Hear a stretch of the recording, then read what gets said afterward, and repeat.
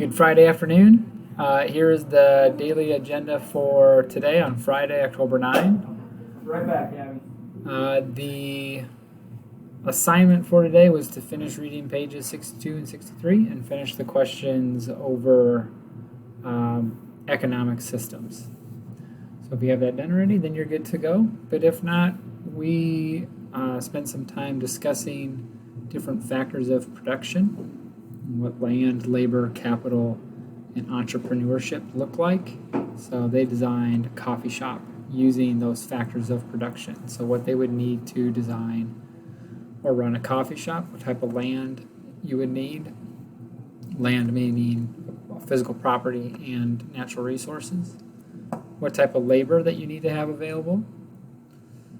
What type of capital you need, or what type of tools you would need to run your shop, and entrepreneurship. So what type of creative ideas would you need to run your coffee shop well? And then we finished reading, which reviewed different types of economic systems.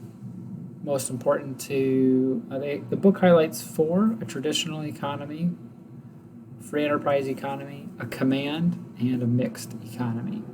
Maybe it's important to think about economic systems as being on a spectrum. On one end is a command economy, and on the other is a free enterprise. And most countries of the world will fall in between that spectrum someplace.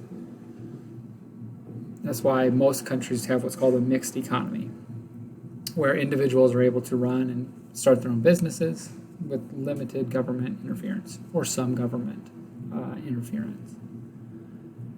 So the assignment was to finish section 3.3, and when we come back next week, we'll move on to the next part of our section.